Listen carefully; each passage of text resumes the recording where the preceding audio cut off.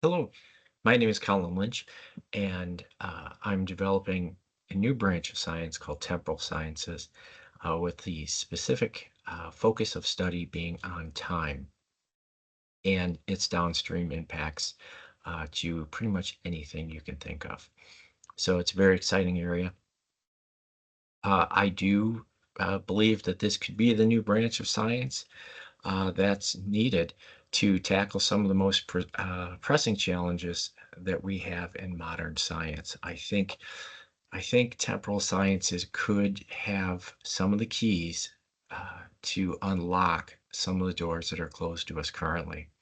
With that being said, these ideas are speculative, unreviewed, unseen, not seen by anyone, not peer reviewed. Absolutely nobody's seen these. So this is completely speculative, and please do not take any of this as fact uh, or anything. These are conversation starters, just more ideation and conversation starters. These are not factual ideas by any means. This video is the second in the Temporal Science Foundation series and is central to future temporal sciences work. First video being the definition of time or defining time. I'm just excited to share what I've been finding, and I think that it would be of interest to others. So I'm just sharing it freely and putting the information into this series in in a logical order. Uh, for this video today, Temporal Sciences Foundations 2, we will be discussing a document I put out, Universe Framework for Time, Distance, Energy, and Mass.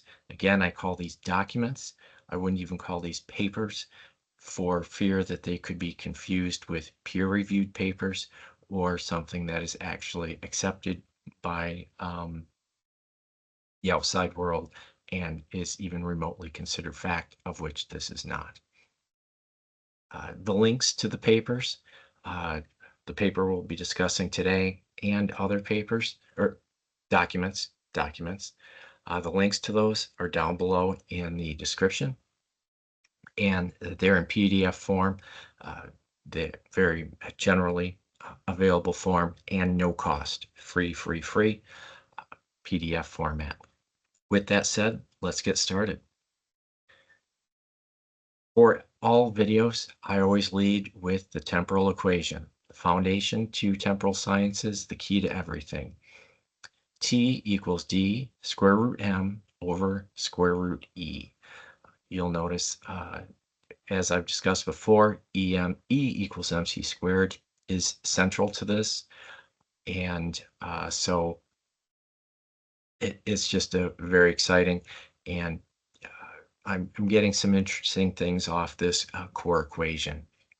And so sharing broadly, always lead every video with this because this equation is the ball game for temporal sciences, where everything is born from this equation.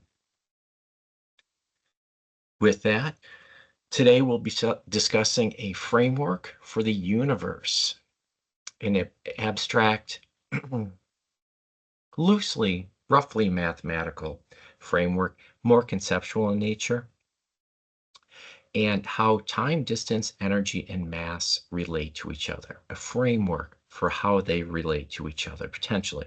Again, speculative, not peer reviewed, not seen by anybody, but exciting nonetheless. My postulate is that the interdependence of time, distance, energy, and mass for any universe are constrained by a single fundamental relationship. So not only do we establish four fundamental components to a universe, but we gather them together and constrain them by a single fundamental relationship, a single driving force. So this is more of a refinement, perhaps, or an aggregator of concepts that we currently have. But the temporal equation is central to our progress here for the universe framework. And as in all my other videos or documents, we won't build out this postulate immediately. We're going to keep the central postulate in mind. I always lead with that, and then we work towards that end um, with the subsequent slides or in documents, subsequent pages. Next slide. We start by arranging the parameters in the time equation. So we led with the time equation. That time equation was defined in Foundations 1, born from E equals mc squared. And we made the postulation that time and distance are equivalent through a conversion or equivalency factor of speed of light c. So c equals d over t.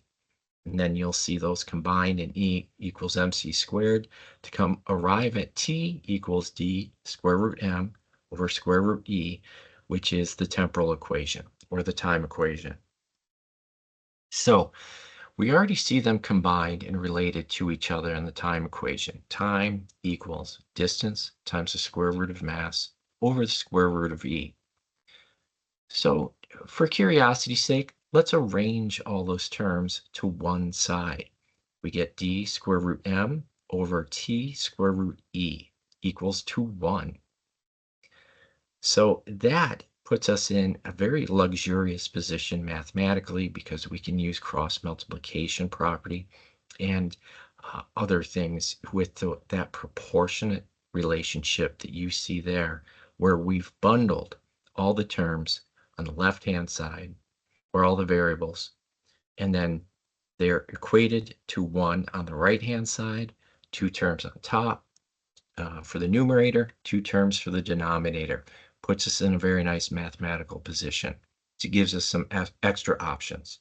No differently than stating time is an integral, gives us some extra mathematical power and options there also. So here, we're just going to use a cross multiplication property to pull apart some of these pieces and just further investigate what we see with the left-hand side. Next slide. Again, we've got the d square root m over t square root e equals 1 on top here for a reminder. And then we use one of those cross multiplication properties, or symmetry, and with a times b over c times d equals a times b equals c times d. We arrive at d times square root of m equals t times square root e. That is very interesting. Very interesting. So that's just exciting to see in and of itself. Whether it's true or not, again, this is speculative. That's interesting. And so we'll just walk through it from left to right. For distance c equals d over t. So distance equals ct. We've got time on the right-hand side. So d and t are related, and we can get a sense that distance scales by time via the speed of light. And so we can see left-hand side growing, right-hand side growing at a less factor. And so the other terms would have to scale proportionally.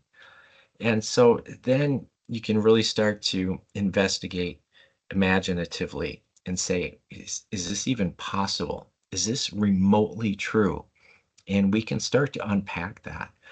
That'll be in the future, not here, because that is a fairly large unpacking to validate this proportional relationship. There's a comment here in the text on the slide about the wave-particle duality. Left-hand side, we've got mass. Right-hand side, we've got energy. we've got different flavors of it all, how it depends on how we look at this proportional relationship. What do we receive back as information? Uh, so that additionally is exciting. Again, it is just a wonderful arrangement of the temporal equation to see how the components, the assumed components for the universe, relate to each other and are proportional to each other at all times. And if if that's accurate, that's quite a self-balancing proportional relationship, and I think it's very intriguing and very interesting. Something that may merit further investigation. So, with this unpacking or rearranging of the temporal equation, we're going to go to the next slide, where rearranging the temporal equation, all well and good. That was fun. We saw some proportional relationships, but how do we go back to Old Faithful C? What are we seeing in terms of the speed of light? How does that play in? It is not only speed limit, but it's the gatekeeper for a great deal many things. And, and out of curiosity, and also out of a double check, because C sometimes can validate your assumptions uh, loosely and act as a guide. However, I do caveat that I do consider C as dangerous in temporal sciences because it hides, like distance. C is dangerous like distance because both can become a habit and hide the truths. The truths being, what are the underlying mechanisms that drive those things, other than those things in and of themselves? What are they hiding? What are the secrets? Why does C work out so well for a great deal many everything, great deal many things? So that's just a note that even though we do use C in the representing the speed of light, that there's always energy to try to unpack that to learn more about what drives it. Same with distance. It's never taken for granted. Distance isn't taken for granted. C, speed of light isn't taken for granted. We'll use them as tools in temporal sciences, but at no time do we ever take them as granted or at face value. They have drivers behind them. Those drivers need to be unpacked. And so we're going to use C to investigate that proportional relationship for the universe framework here that we're approaching right now. So, four elements: time, distance, energy, mass, contained within the temporal equation. Again, we've got d square root m over t square root e equals 1. Just a reminder, we carried that forward from previous slide. Let's, for fun, multiply both sides of the equation by square root m square root e. Then on the left-hand side, we've removed the square root brackets, and we see boldly in front of us distance, mass, time, and energy with no mathematical tooling on it. They are in their raw and basic form. On the right-hand side, we've got square root of m over square root of e. Next line down in the slide, we can convert square root m over square root e over to 1 over c. So now we've got that raw form: distance, mass, time, energy, no square root brackets, no cubes, eh, no, no nothing. They are just themselves right now, and they're equated to 1 over c. We're going to keep it as 1 over c instead of working anything else out. And we're going to go to the next slide. We're going to stick with 1 over c because with the Maxwell relation, c is 1 over the square root uh, of permeability, and permittivity.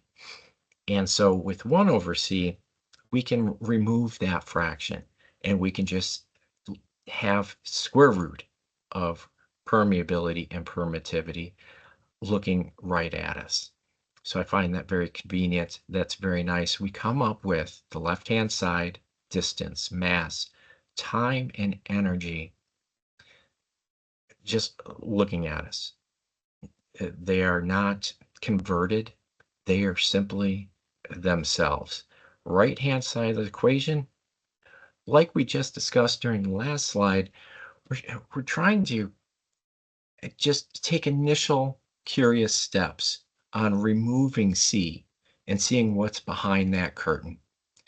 And on the right-hand side, we've got permittivity and permeability.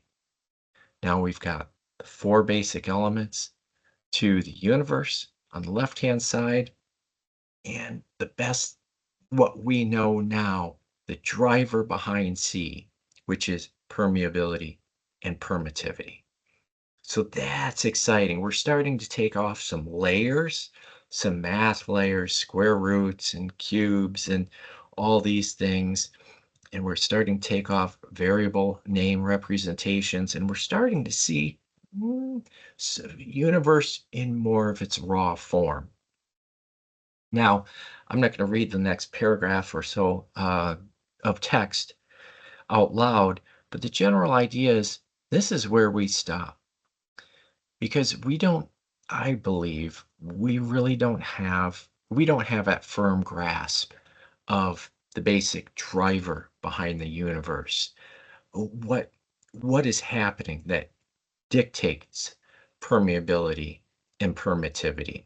So we're not going to unpack that here. We're just going to stop. We're going to take stock in the equation that we see on the screen right now and use that as a starting point for a much longer investigatory period than what we can do here in this presentation. And again, I've got another postulate here. I postulate that is the framework of a universe itself on the left-hand side that dictates the immutability of the speed of light within it and not the other way around. Right now, since we're more clock to clock, we do rely heavily on c being speed of light as our speed limit. However, uh,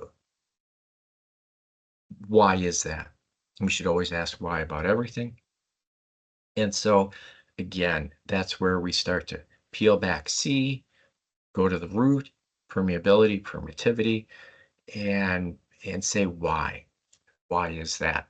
And I believe it will be the framework, or that it is the framework where the universe proportional balance itself that drives the speed of limit for any universe, our universe, whatever may be the case.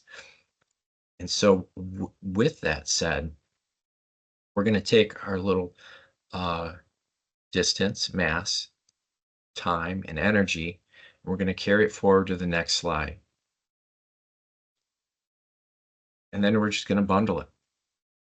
We're going to say for a universe, we've got these 4 entities.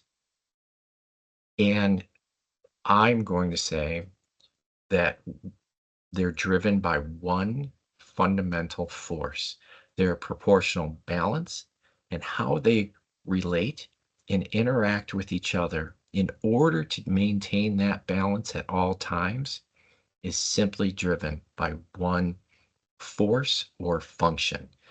And force, I don't really like to use that, but it will be something. But I think it's singular in nature, and I think it's self-balancing uh, based on its proportion to itself for its 4 primary ingredients. And I am very hopeful and very optimistic that not only can that line of thinking be used for a universe, but for any closed and finite system. can we play around with these self-balancing concepts for a galaxy or a black hole or well, not a, oh, yeah, for a galaxy or a black hole, or do we even dare to try to see if it can be applied to an atom or a molecule? Uh, so obviously, early days, this is very foundational, and that then we should revisit our first postulate. The interdependence of time, distance, energy, and mass for any universe are constrained by a single fundamental relationship.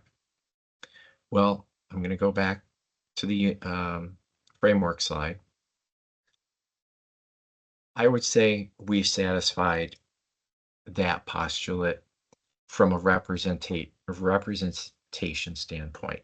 It's obviously not proven or anything, but we've visually encapsulated that postulate here. A universal framework U has four components: distance, mass, over time, and energy, and they are proportional to each other. And that proportionality, that self-balancing, is driven by some F, some either force or function.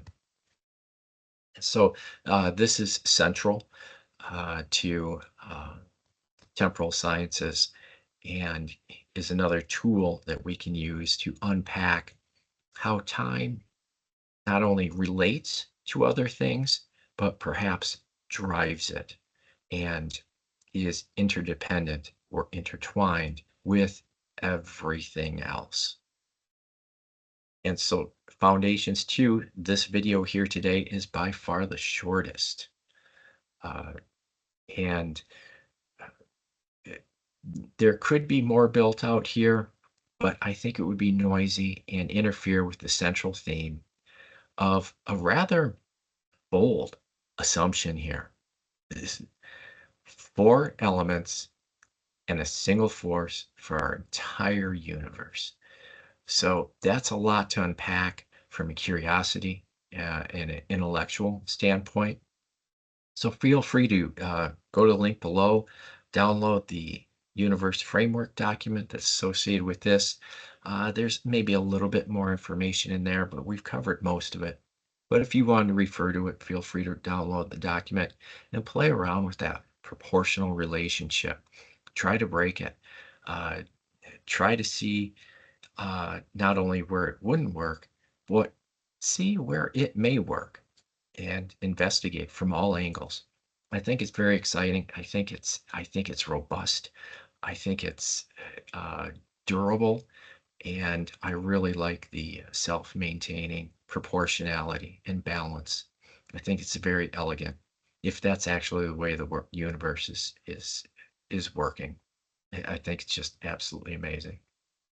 And with that said, we'll wrap. What's next? Links in the documents are in the description below. First document, time and distance. That's where we define time. Second document to be read would be the universe framework. That's the one for today. Foundations 3 will be time defines gravitational constant and fundamental space-time curvature. That's a fun one. That'll be the next video I do. That'll be Foundations 3. So 1 and today's 2 are out, and next one's Foundation 3. More videos coming soon. Yes, please keep an open mind, more imagination as you continue to watch through these, and hold your judgment until you get to the end of the gravitational constant video, which I have yet to make. That's number 3. It's coming up next, probably a week or so. That's where things you start kind of a head scratcher, and things could be very interesting at the end of that. Or if you want to read ahead and not wait for the video, feel free to grab the Time Defines Gravitational document and read through that. And then keep your imagination open until you get to the end of that document, and then you can start to judge whether all this is hocus pocus, or is there some Is there something here? Are there conversations to be had here? Again, reminder, these ideas are speculative, unreviewed, not seen by anybody. Nobody, zero. And they're not accepted. They're not fact. There's nothing of truth here. There's just nothing. I don't even call my uh, documents papers because that could have a loose assumption of peer-reviewed papers or publishing. No, no, no. These are documents. This is ideation to start a conversation about time uh, and its impacts on everything and how it just operates itself. And so, with that said, these conversation starters only. And I thank you for your time. And yes, thank you. And we'll see you at the next video. Thank you so much. Bye bye.